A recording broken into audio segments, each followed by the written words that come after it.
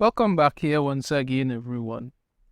I've talked before about these live action remakes that they like to do when they have these popular anime and they decide to give it a live action spin and how it does not work. It doesn't work. Most of the time it doesn't work. Sometimes you may get that one or do not have bad, but majority of the time it does. Look, it just doesn't work. Anyway, it does not work.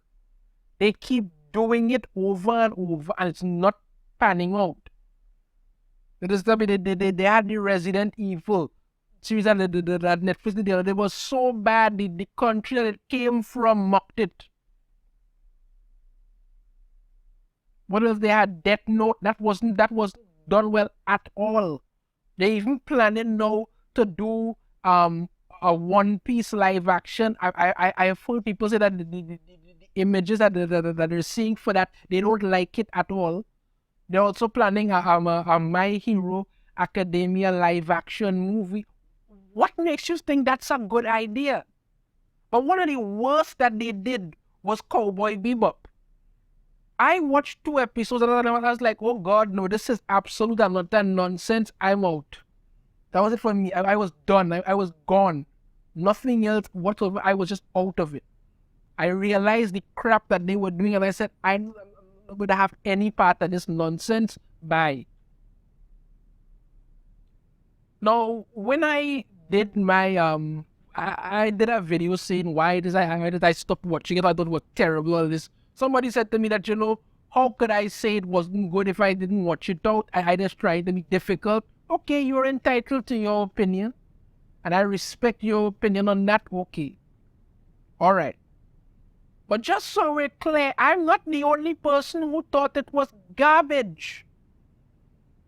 This article here from Bounding into Comics, Cowboy Bebop creator Shinichiro Watanabe says he was only able to stomach one scene of Netflix live action adaptation.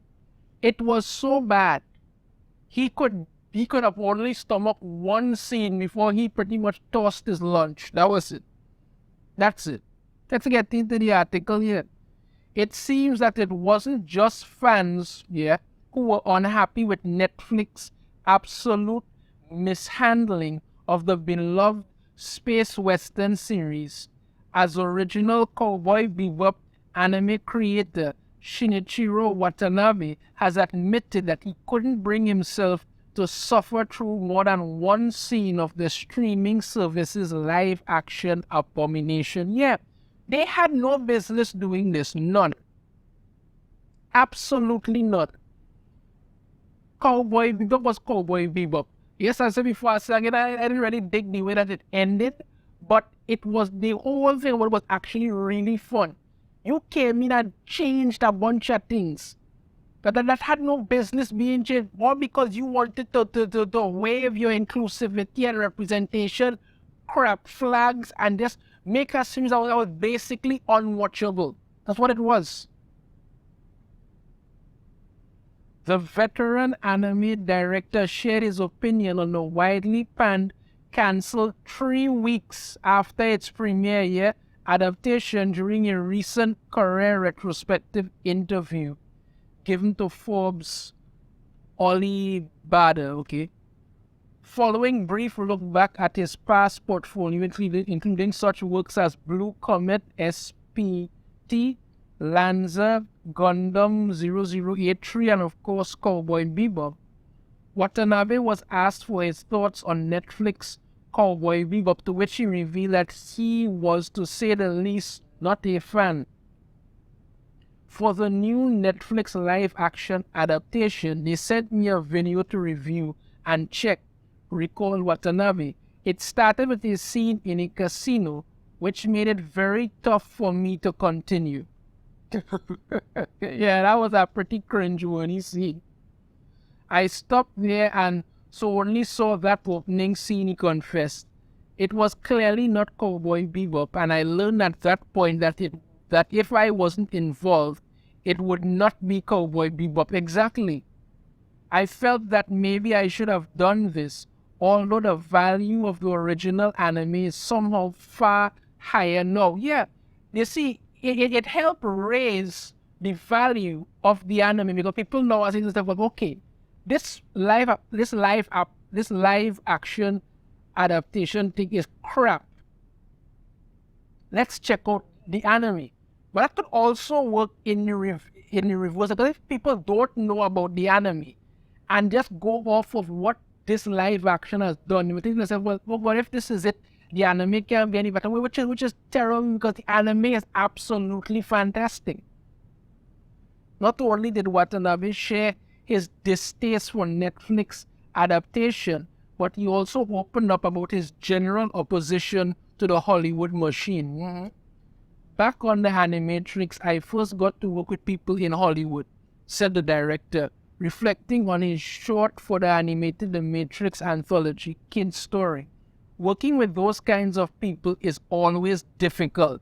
This is because at the beginning, they promised me that I could do whatever I want, but that's just lip service. Yeah, exactly. They lure you in with all kind of sweet talk. You could do whatever you want. We have absolute trust in you. You have complete creative autonomy. You do what you think is best. We leave it up to you. But then the minute you decide to start doing something, they come and tell you, no, this has to be different. You have to change it, you have to do that, you have to do the other. And it pisses people off. That's it, that pisses them off. Actually, I had a big altercation with a Hollywood producer on the Animatrix he recounted. He would always come with these stupid requests just so he could identify his own contribution. He continued. As the request was stupid and made no sense, I rejected all of them. Unfortunately, I couldn't win in this situation, so I had to concede on some of these things.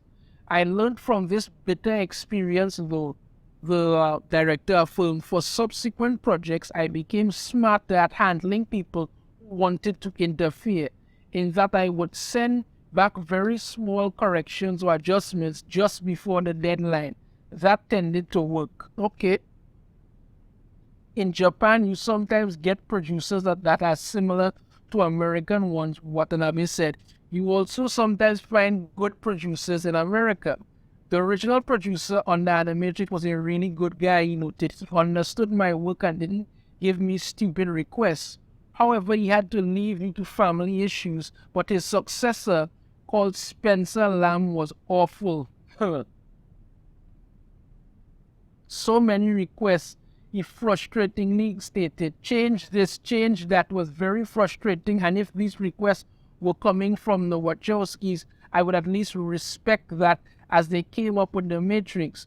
So who was the new producer compared to that? He explained that he was the gatekeeper to the Wachowskis, and unless he could be convinced, he wouldn't bring my work to them. So you see this nonsense?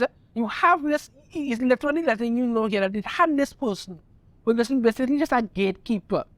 Say that, if you don't do this the way I want, your information does not get to the people I need to. But this is what happens all too often when it comes to these TV series, to these animated projects, all of them. When you have people who are just gatekeeping, they are telling you, listen, this is what boss A wants, right? And then they're going and telling boss A, listen, this is what the public wants.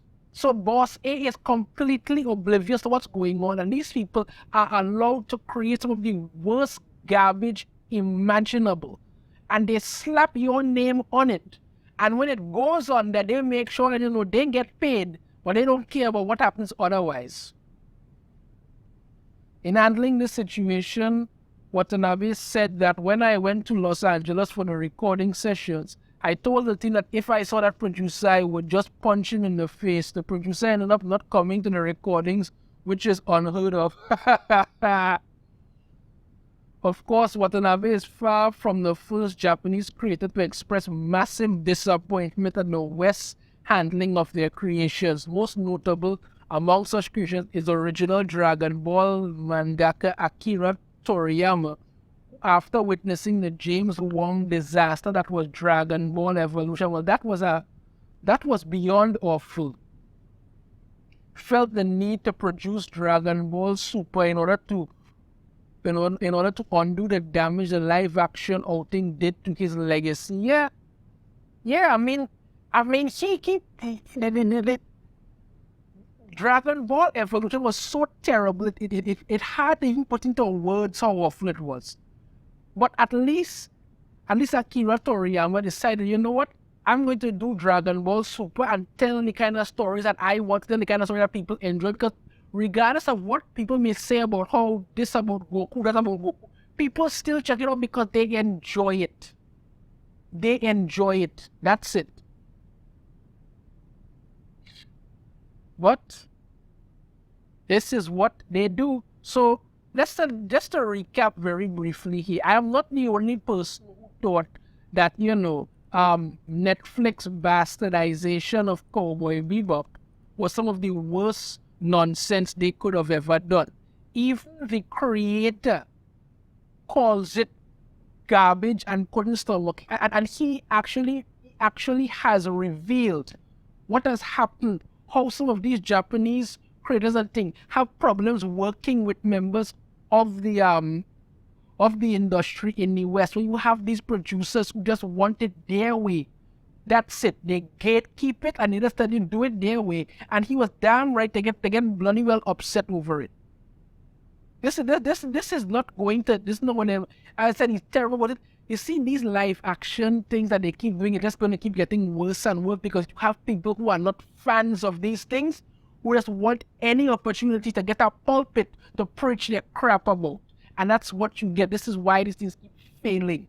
Cowboy Bebop failed at Netflix because why? It was not Cowboy Bebop. What you get, what you deserve at the end when you keep doing nonsense like that. Let me know your thoughts on this in the comments. If you have a different opinion, I'd love to hear it. If you like the video, be sure to hit that thumbs up. Ring the notification bell, notified every time I put out a new video. And I shall see you all next time. Take care.